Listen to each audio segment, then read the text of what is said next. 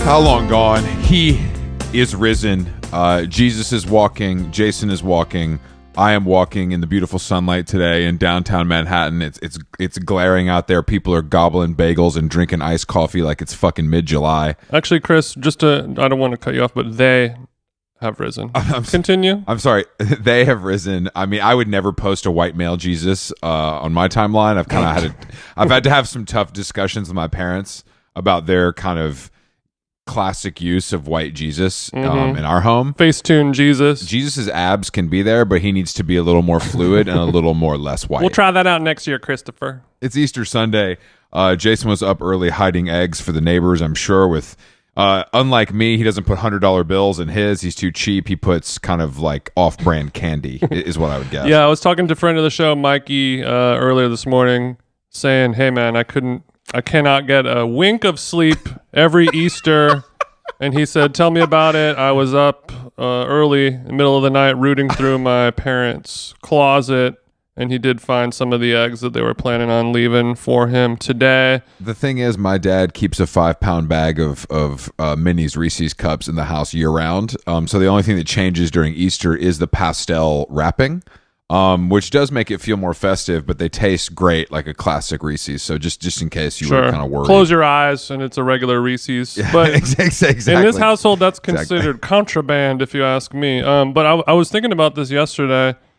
When was the last time you celebrated Easter? Oh, I couldn't tell you. I mean, if it was up to me, we'd celebrate no holidays because they're all kind of pointless. Of course. But Easter's ranking pretty high up there on the most pointless. I mean, I guess if people like... Has it been like 20 years since you've technically celebrated Easter, something like that? I've probably had some sort of meal that was under the guise of Easter celebration, but I wasn't thinking of it that way.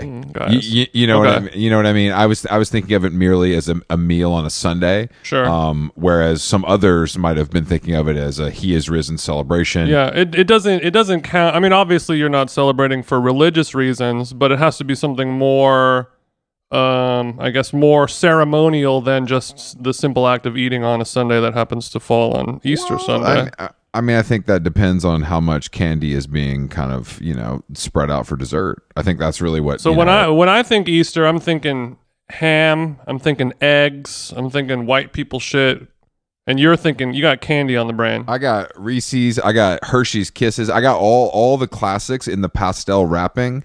And then, if you're really fat, you hide that wrapping under your bed, you know what I mean? And then kind of take care of it. Hopefully your mom doesn't find it, then you kind of take care of it at a later date. Take care of it, you say. Yeah, you kind of make it go away. You know what I mean? Tony Soprano voice. This was like how you did with your soft batch cookies in high school as well, I'm assuming. The soft batches, I mean, those I would eat those so quickly that sometimes I think some plastic would go down too. So there wasn't kind of as much. Damn, just like Bean. As much. Yeah. He knows not what he's doing. It seems I thought that was more sustainable to kind of eat the packaging than it was to put it in a landfill. So that's something that I'm kind of approaching. Yeah, it doesn't count if you're technically being a human recycling bin.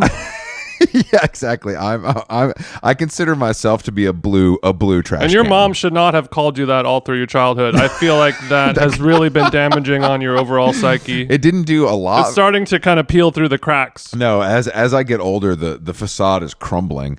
I've had after church this morning, I've had a tough Easter because I was. When you say church this morning, which dog pound class are you talking about? That was the Equinox Woodway treadmill is where I worshipped this morning, okay. And it was a nice service. The pastor had some great things to say. Kind of not crazy stuff, but just kind of classic Easter stuff that we know and love. Keep it light because we have to get to Golden Corral for lunch. So I'm on the Daily Mail this morning doing my usual stuff. Bro, I was on there a couple days ago. The amount of pop-up ads is beyond insane. It's almost fun. Yeah, I don't use ad blockers because that's for narcs and thanks to NordVPN. But I don't. So I clicked off all the targeted ads for me, all the Lemaire boots and fucking Marnie sunglasses, and two great drag names for you, by the way. Go on. I'm Marnie sunglasses. No, I like Marnie boots. Ladies and gentlemen, make some noise for Marnie Boots. That does roll off the tongue. So there was a post about Ariana and Sheena from Vanderpump Rules, and they were the paid celebrity guests with Mod Sun at Emo Night last night. Paid celebrity guests to attend Emo Night. They were on the stage rocking out to some of the classics, and Mod Sun was also there. They were wearing some like Vanderpump Rules Emo Night merch, and they were getting the crowd to chant like "fuck Tom," or whatever. And so this led me to the Emo Night Instagram page, which I didn't, I've never looked at before. And I didn't realize that this party had been it's franchised now. Yeah. They're showing it's in Tacoma, Washington. It's in, whatever. So I'm looking at it. No, it's huge. It's huge. And while watching this, I see 3 different cities playing Linkin Park at Emo Night. And I think to myself, this is kind of a Rage Against the Machine situation for me, because this is garbage radio, like new metal, that now is being classified as emo, and I don't know how this trend keeps happening, and especially with a band like this that was like so deeply uncool, and I just think people are getting confused with like sad suburban losers and emo, and that the ethos, they're not the same. They are not the same. I think to me it really boils down to an age range scenario, because the people who are going to Emo Night weren't even alive when our version of emo was being made. This is all these are people who were born like after the year 2000. But the responsibility is on the host, or excuse me, on the creator, who I assume this creator is someone who, I'm not saying he's digging in the crates for the Rites of Spring 7-inch, but I would at least like to think the buck stops with Taking Back Sunday or whatever. I have a lot of thoughts on this as a white person who has been a professional club promoter for years. Okay, so first you of all, don't care. First of all, no, we don't give a shit as long as we sell tickets. Well, that is a little bit of the synopsis going on. There's some through lines with that, but the first call out that caught my eye. You mentioned a paid club appearance by Mod Sun, who is like, he makes like fake music, right? Fake music guy. He feels like it's like mall pop, like Avril Lavigne shit, right? Yeah, well, he did date Avril Lavigne until she left him for friend of the show, Tyga. Yes, so like fake music guy, and then you have people from a reality show. These are all white people, right? Of course, but. Okay. Quickly on Mod Sun. Go ahead. Go ahead. No, go ahead. No. Mod Sun, light skin. Is that what you're gonna say? Yellow bone. What's going on? No. Mod skin is whiter than my untanned calf muscle. Mod skin is no. I guess what I'm saying is Mod Sun though is at least those guys, like much like Machine Gun Kelly, their kind of forefather, are all birthed from the and come from the Blink 182 school, right? Which I feel like is still more closer to the true definition. That makes more sense than just a random reality star who like grew up listening to Kelly Clarkson. But basically, my question in asking if they're white is this means that white people are getting paid for club walkthroughs for the first time in our professional existence, and that is a watershed moment. Okay, so we need to, I guess, the death of the club. From a club promoter standpoint, Avalon and Hollywood last night was absolutely fucking cracking, because Sheena and Ariana got 15 each to wear a baggy hoodie and jump up and down to Linkin Park. Look, yes, that is a new. It's unprecedented. It's unprecedented. Because it's usually a rapper, true, an athlete. Those are the people who are getting paid for a walkthrough. You're right. That's a good point. So we're breaking down walls. Youth of Today voice. We're bringing down walls. So, but the main thing going on, I believe, with Linkin Park is the degradation of a club. Like Emo Night has been going on for many, many years now at this point, and anytime a club night starts, it's with the purest intentions. You're very particular about the music. You're very particular about the vibe, of course. And then as it exists for years and years upon years, the crowd. The original core crowd and demographic stops going. They grow up. They get over it. Sure. The little sisters and the little brothers go. And then the music, the audience, and everything slowly gets worse and worse with every passing year, to the point where it just become a bridge and tunnel kind of Sure. hot topic type of scenario. And the money The money gets better keeps and you going can't up. say no. Yeah. You can't say no to the money. I understand that. I think also I could see an issue where there's if you got to do this, once a month and you're playing music for 4 hours or whatever. Yeah. There's only so much music that's actually good that would fall under the true umbrella. So I do understand the need to branch out. I guess I'm saying that like Linkin Park is a like card carrying member of a full other genre. Yes. So it feels pretty clearly not emo. It feels pretty clearly radio nu metal to me. Like it's not in a gray area. Is my point. So it seems like a statement. And then I made a comment about this on Twitter, and I was attacked by a few blue check journalists saying that this felt cruel because the singer committed suicide.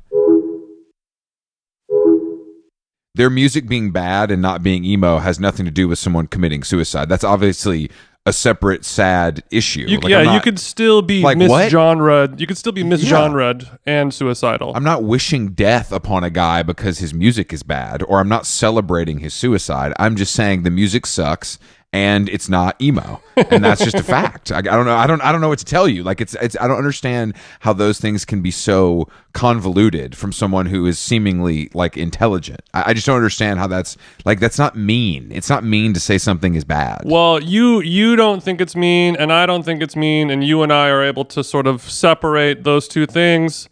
But a lot of people nowadays, more so than before, become very uncomfortable when you speak ill of somebody who has been in a traumatizing situation. Suicide obviously being high up on the list in terms of trauma, but people are not able to process, any level of criticism or dark humor. But it's like imagine me thinking this band sucks, so I'm happy a guy committed suicide. Like think about that thought process. Like that's just fucking crazy. Obviously, we hate a lot of things. We don't. We don't want that person to die in real life. What are you talking about? Like how do you get to that point? Like how do you go from it's so baffling to me that that's the way people think. But I mean, I stand my ground, and I'm proud, and I'm not afraid, and I'm not going to back down from taking the controversial stand. These sound like Linkin Park lyrics, by the way. That rap rock. I'm not metal, afraid. I'm not going to back down. Whoa. Who's the DJ in Linkin Park? It's somebody. Is it like it's somebody really famous, right? Is it Mike Shinoda? Is he the DJ, or I think the DJ was an Asian guy. I forgot who it was. No, you're right. I guess I thought it was maybe someone from the DJ community that had like gotten recruited because it was easy bread, to do a couple scratches. Yeah, I mean, it's just like a bunch of dudes from the Valley who have like lowered Civics and Integras. Because I found out because we were arguing about this, so I check out and what I was trying to explain to you guys in the group chat is that I think also emo to us and a lot of these genres are like part of a scene, and these kind of bands like played at like a bar 3 times and then got a record deal. You know what I mean? And they were on like a major label. They weren't part of like anything really. It was like a suburban angst garage band, like high school friends that play 10 shows. They've never toured. They never put out like an independent. Maybe they put out one independent record. You know what I mean? They were not beasting in the underground. So this is an issue of contention for you because they did not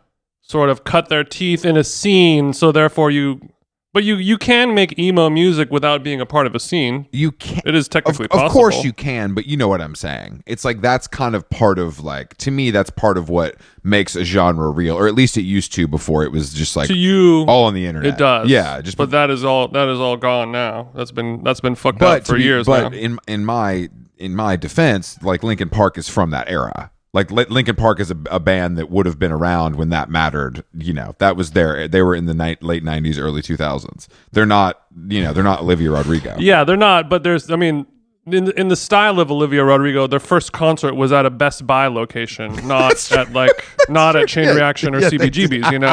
But that doesn't technically mean that you're not an emo band. And obviously, people. Another situation in terms of like them playing music at an emo night and being an old head in the back saying like, what the fuck, this ain't emo music. It's all it takes is one song. I mean, I've seen it a zillion times over my entire life of cool indie hipster parties, and then someone gets drunk and plays, Yeah. you know, Since You've Been Gone or a Taylor Swift song or whatever these sort of guilty pleasure, emotional sing-along pop songs are. And once you have, you know, it could be... Yeah, that's true. And it's also like, wouldn't it be so random if we like DJ'd Let the Bodies Hit the Floor, and then that would be like a really random thing to do, and what if we all like freaked out? That's like the energy that happens. And it's so like emo night, it's just like nerdy music night. It's like nerdy people music night.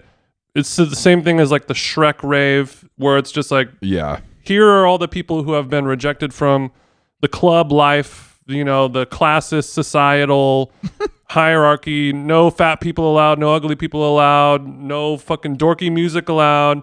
And this is their fight song, their protest to that, and they've taken it back. But instead of being able to do it in a cool club with sexy, horny people doing coke, it's like, you know, they rent out a venue and just, you know, a House of Blues in Orlando, and they're just like, yeah, just let these fucking autistic people run around and do whatever the fuck they got to do. I don't know. I'm still making money at the door. Yeah, no, I mean, that's the bottom line. But also, those people deserve to have fun and party and go crazy. Oh, I'm not. And I could relate to that as, you know, somebody who would go to like a club night in high school where you're just going to be random and run around with your friends and be crazy and like express yourself while you're still learning.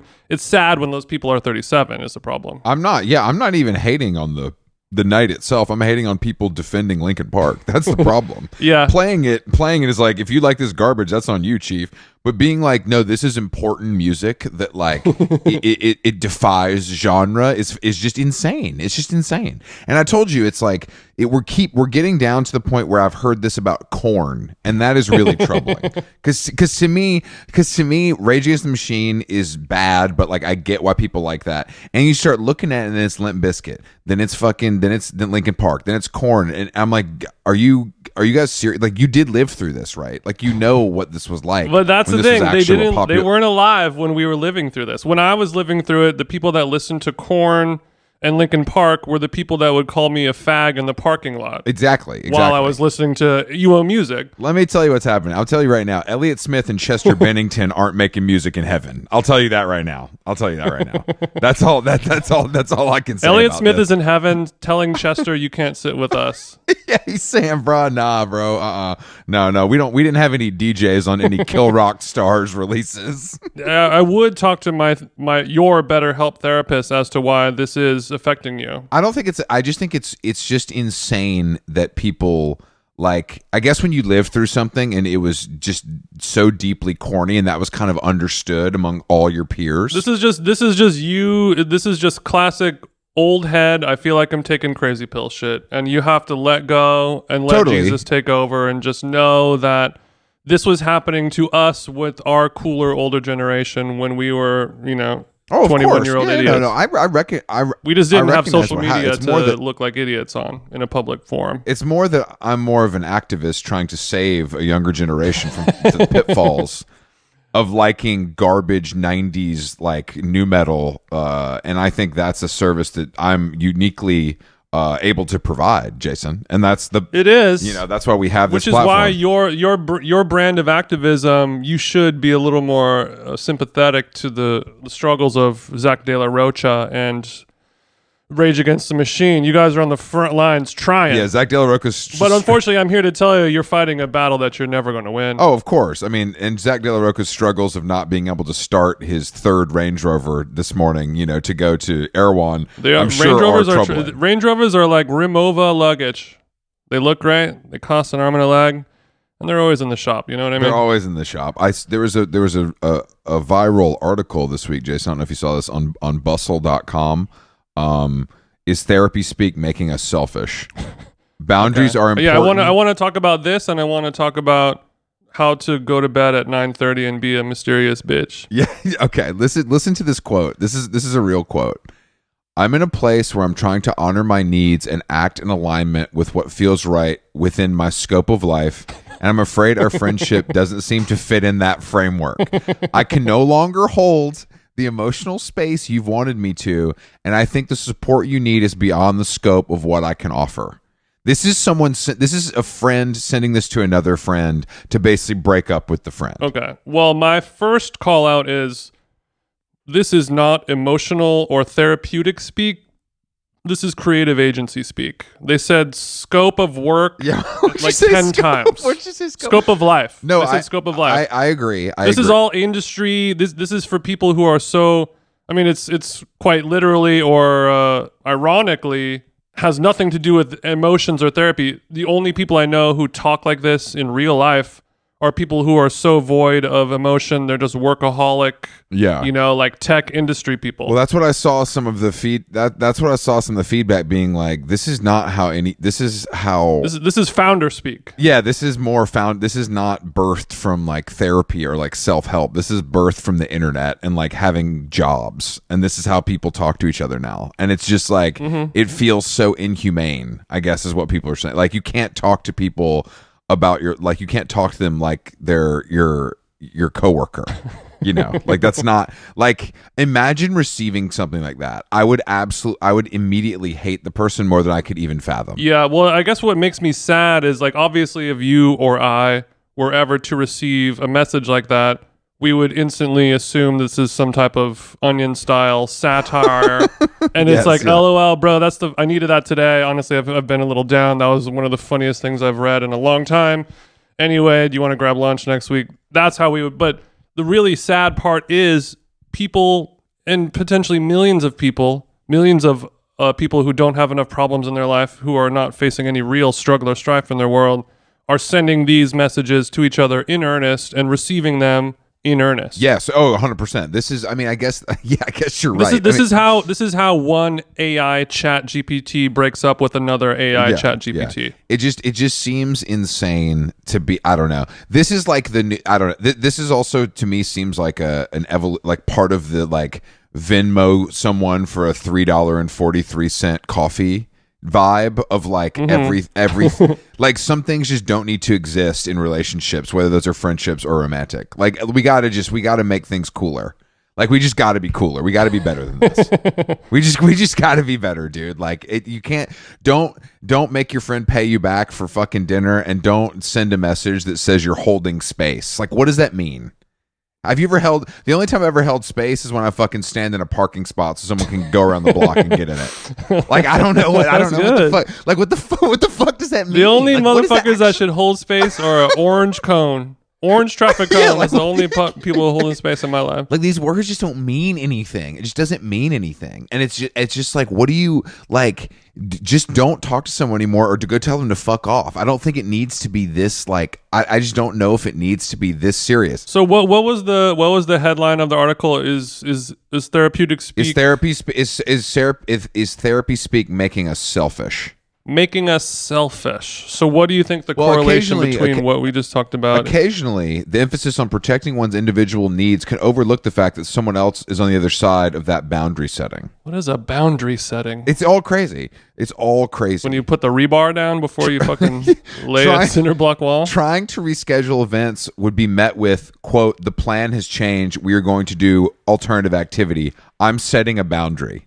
So let's say, Jason, that we have dinner plans, God damn it. And we're like, Jason's like, "Hey bro, we're going to Jimmy John's at 6:30. It's a hot table, tough time. I'll see you there." And I say to you, Jason, the plan is changing. We are going to Subway. I am setting boundaries. That's literally what this.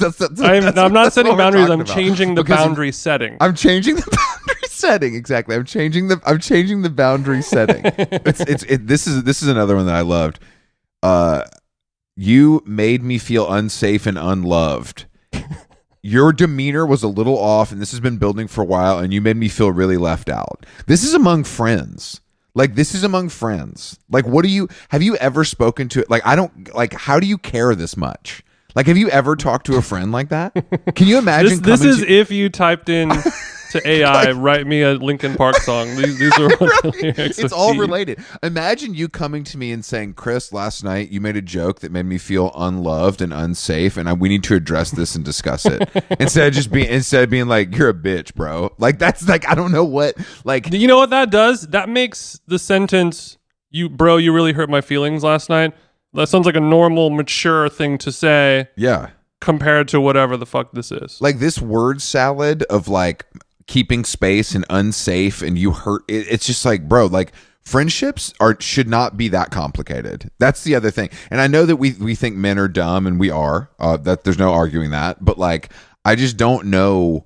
I've never been in friendships like that. Like I've never been in a friendship where I would receive a message like that, and that makes me feel really good about myself. Well, I think we should feel good about ourselves because I think we do have sort of the privilege, not to sound stupid like that, but of being sort of the last generation where we don't have to value friendship so strongly as you know, Gen Z and younger, because I feel like it really is hard to find a real normal human friend to have in real life, that you're so built up about them and they become so just priceless and indispensable that you have to you coddle it and you hug it until it dies. It's like something that you have to use so much. When you finally meet your gamer friend in real life and you can't believe how cool they are, and then you just kind of like, you smother them until they die by like. Whereas you and I, it's like if any of our good friends sent a message saying I'm not going to be friends with you anymore,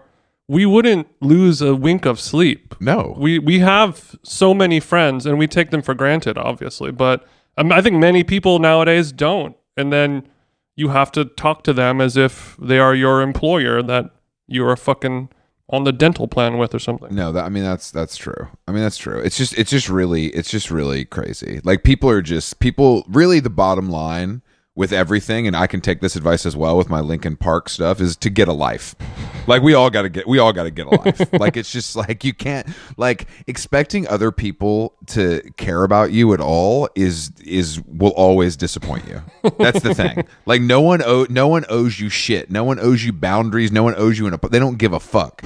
Like that really, no one owes you anything. And we've decided that everyone, including corporations and friends, owe us everything all the time, and that's why we got it fucked up. Mm-hmm. And also writing a message like this, what it removes, I mean, obviously removing any human element or emotion or any, you know, person to person connection, what it's removing is the excitement of a friendship gone wrong, or the drama, just the simple excitement. Yeah, true. That's a good point. The ups and downs of a relationship.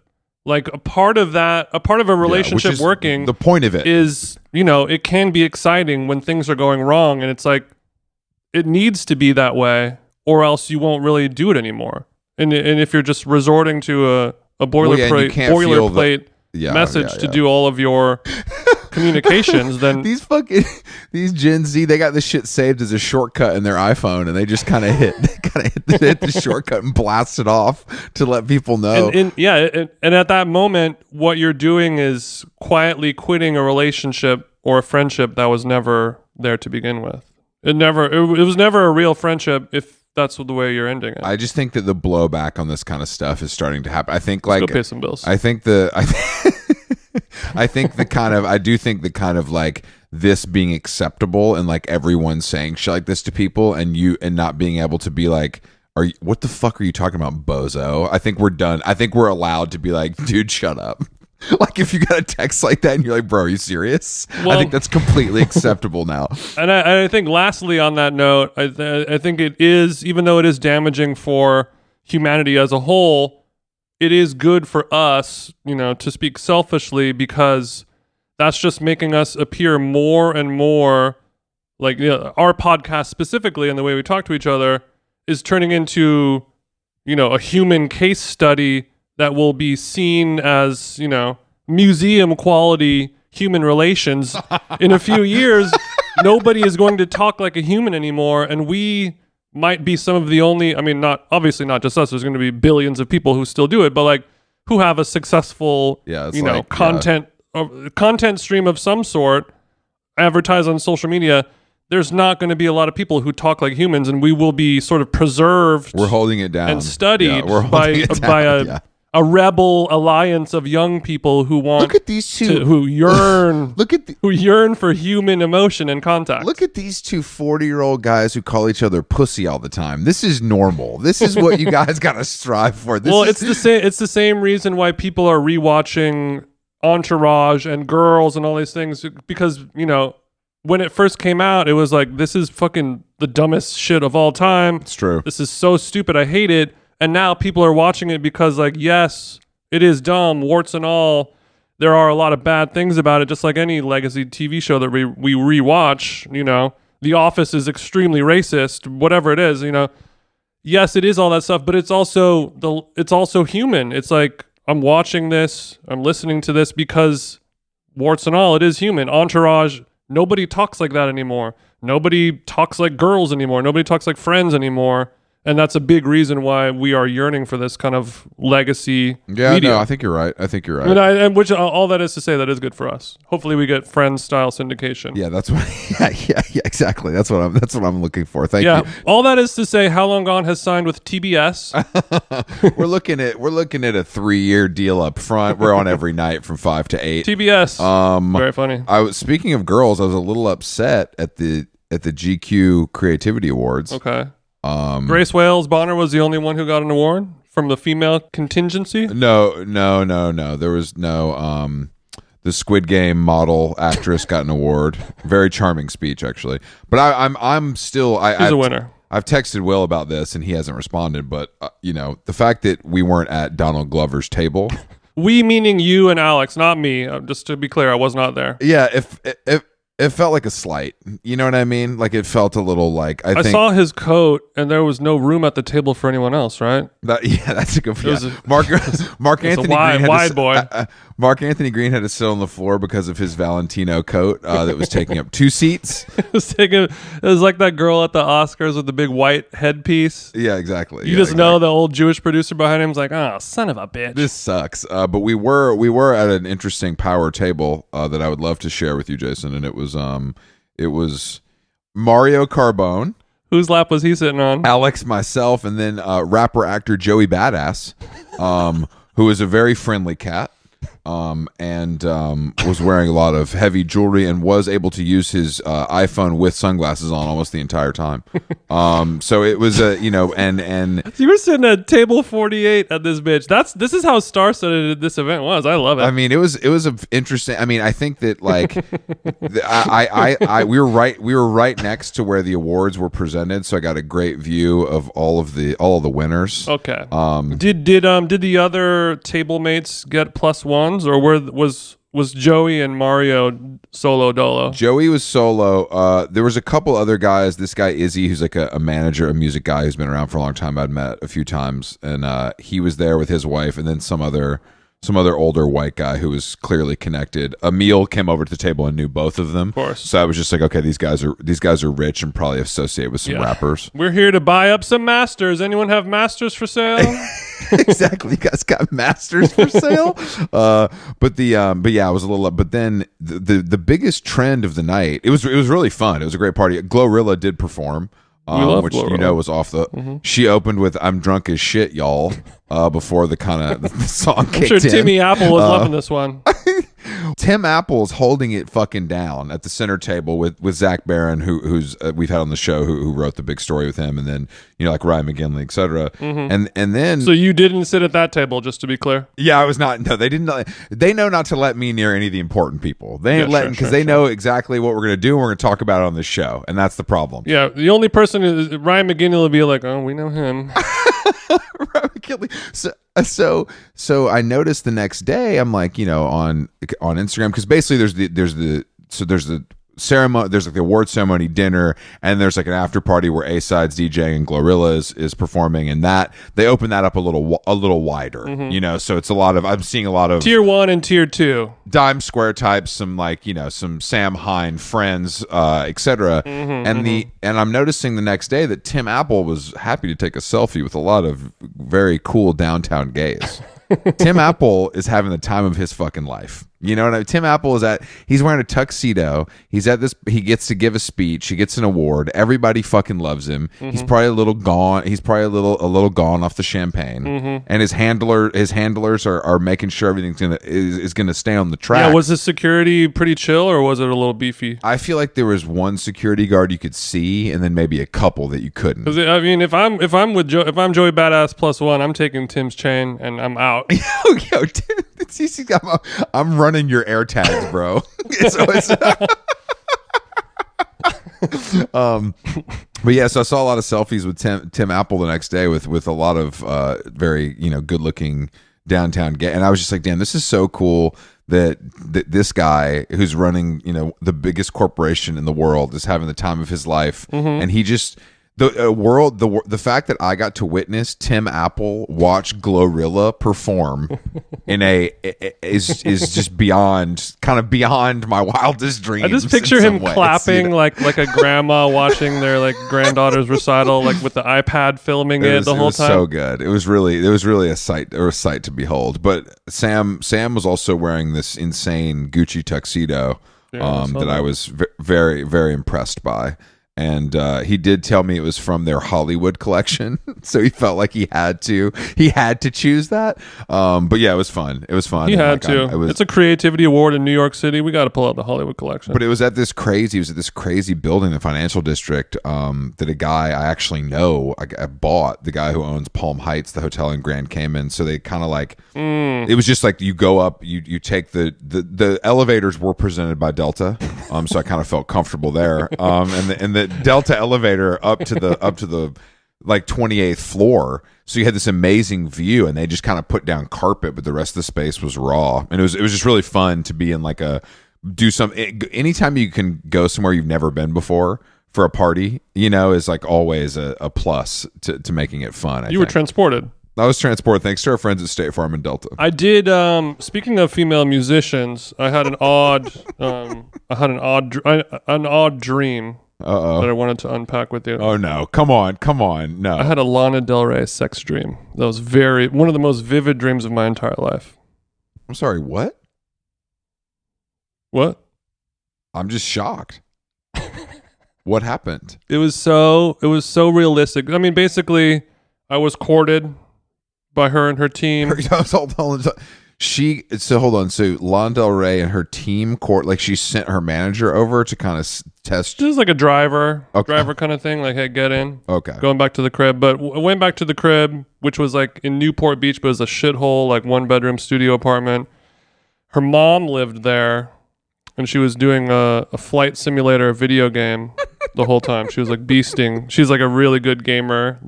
The mom was in the room while it went down.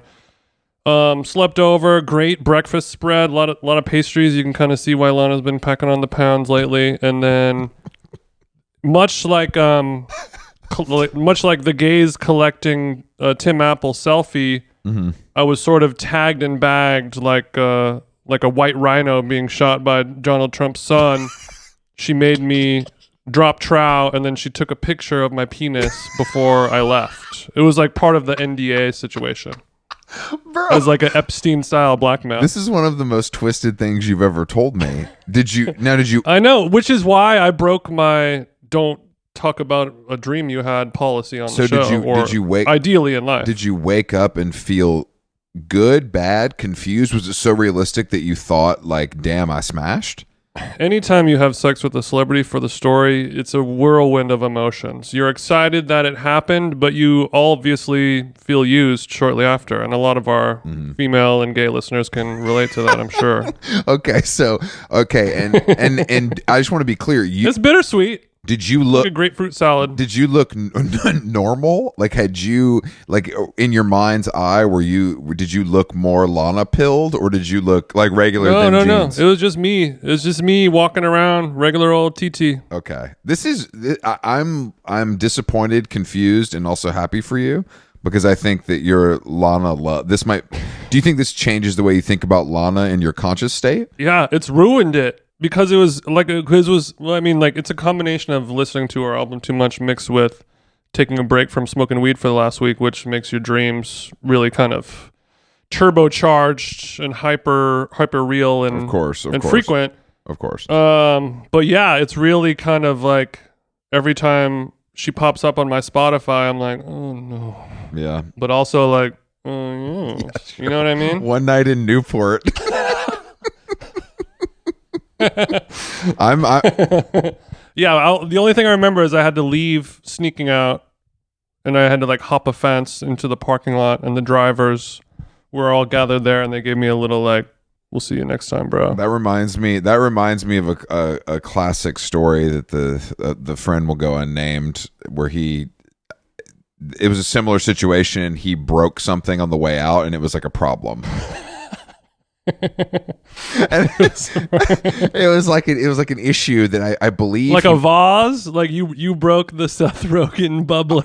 I don't think it was like super expensive, but I think he had to pay for it, and it was a little bit one of those things like, are you kidding? Like, this is a blip. This is like a rounding error. Like, why would you do this to me? But I believe he had to pay. I believe he or she. So it's had like the rich version of charging your girlfriend $4.32 for the coffee on Venmo. Exactly. It was like, oh, you knocked over my diptyque, and I was like, you have $380 million. Yeah, like you can probably come on, dog. You can probably cover this. You were just inside me. You can probably cover this one.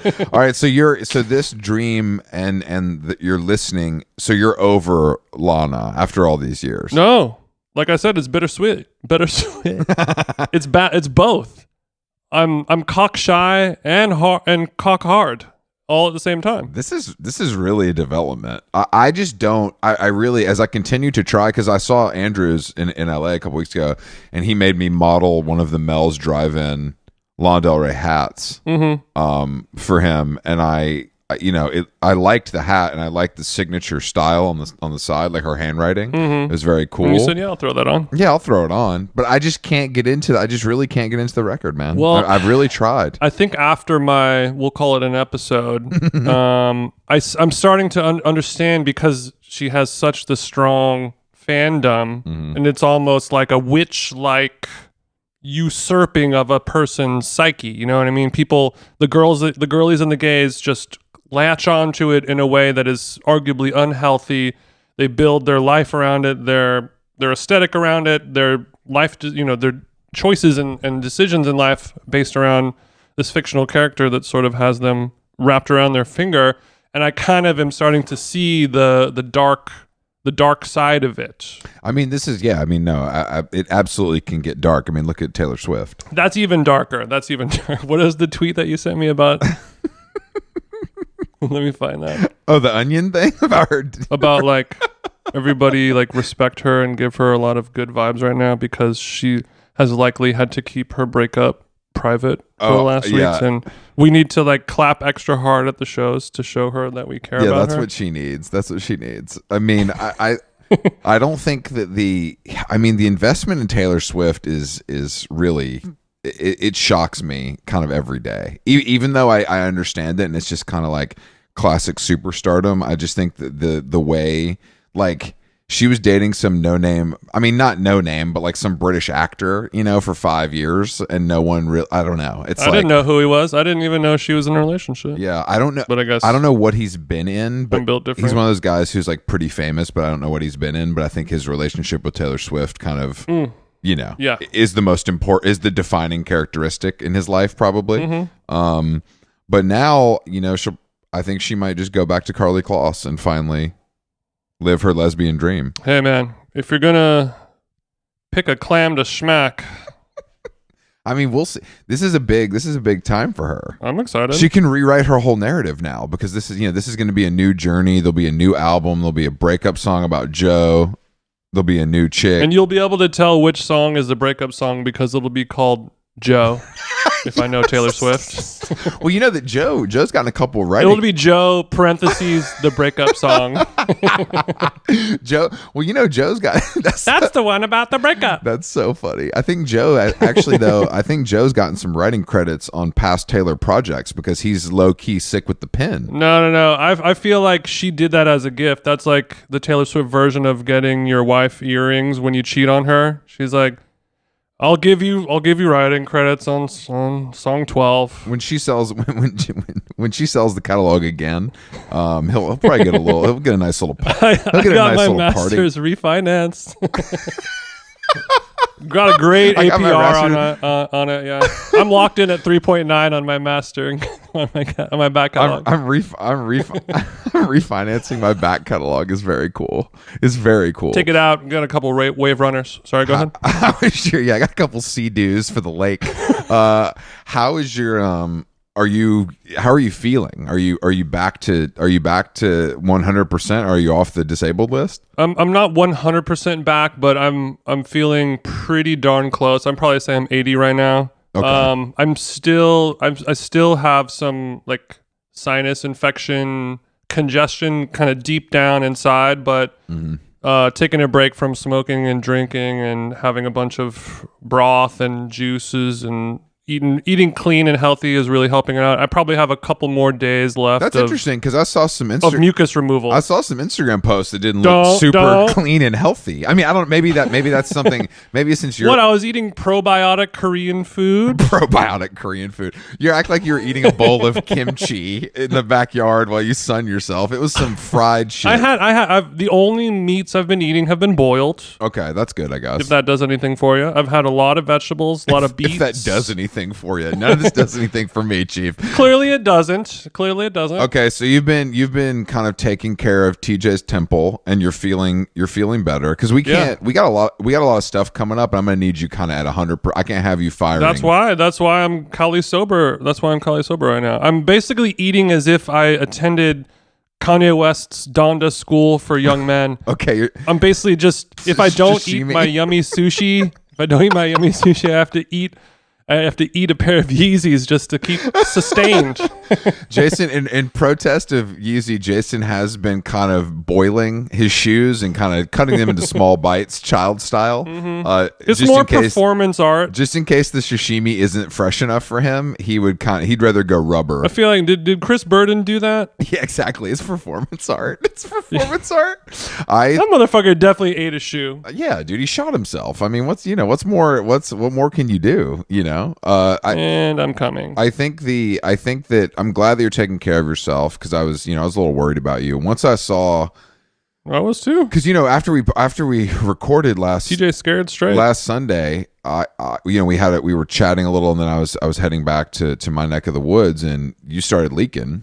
And you had to go fucking Daniel Arnold mode and pull out your bitch ass camera to take a picture of me having a nosebleed. I did go, and this is gonna look so good on a Gildan hoodie. That's gonna be developed soon. I will be sharing it. I'm gonna license this image to Idea Books. But the amount of blood that came out of your nose in a very short. Yeah, he leaking. You were because I did think you were because you're a known bitch, so I thought you were kind of exaggerating. And I have to say, I wanted this to be on the record, you weren't exaggerating, and the amount of blood you were losing was staggering, and I left concerned because you were there alone, and I was like, what if TJ dies? I'm gonna have to find a new co-host, and that's kind of where my head went, and I was like, damn, this is worse than I thought.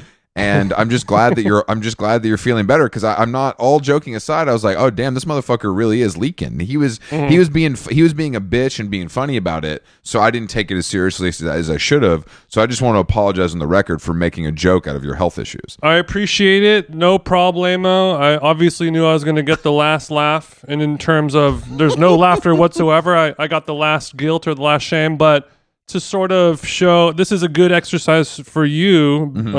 It's giving BetterHelp to show a vulnerable, apologetic side of you, so you're not always known as Chris, the bad, evil guy. TJ is the nice sweetie pie. We love him so much.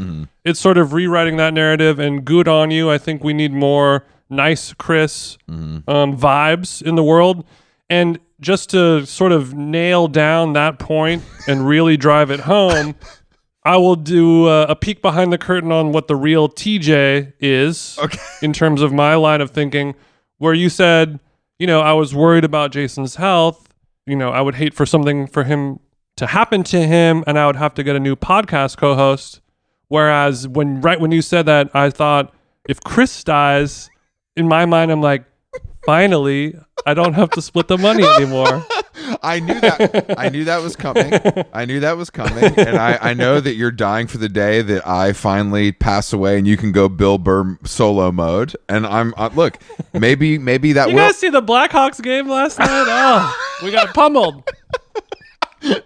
Yeah, I want you to we shouldn't have started when you start doing your weekly hockey podcast solo for the Ringer. I hope I'm dead because no one needs to hear that. No one needs to hear that. But no, I'm glad that you're feeling better. I can hear it in your voice. and the weather in LA is perking up, so it's all kind of coalescing for you. Yeah, I went to the gym a couple days ago. I hit the sauna. I'm finally getting like a nice good night's sleep. But yeah, it was a perfect storm of ailments that really smacked me Linkin Park style right in the fucking right between the eyes. Had me laid up, but I am feeling really good, and it really unfortunately did sort of turn me into Cali sober them jeans. So don't worry, you'll be back midweek having a steak somewhere with a martini. I don't see you making these big life changes. I'll be having a steak with an edible. Okay, that's it. Okay, I see a steak with an edible. Bitters and soda and a 10 milligrams, please. Wow, that's really a diet. All right, how long gone?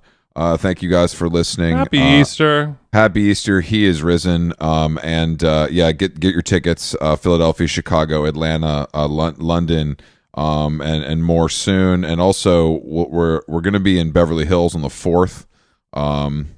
So just wait on it. There'll be some more data around that very soon. When our friends is that event open to the public? I hope not, but we'll find out. Okay. We'll see you next week. Got some good guests. We got a hot guest, new record getting rave reviews all over the map. It's honestly, people are gushing about this record, and I really like it. But I'm like happy to see how well received. I gotta see who this person is. Let me check my cow. Okay. Yes. Okay. Yes. We got a little music. We got a little culinary. This is exciting. It's a classic 50-50 week on How Long Gone. One for Chris, one for Jason. That's how God intended. All right. Well, I am going to put on a Lana Del Rey song as the intro or as the outro. Great. Music for this episode, and then I'm gonna go pleasure myself to it. Have a great week, you guys. We love you. Later, mate. I went to Paris, Texas, with a suitcase in my hand. I had to leave, knew they wouldn't understand.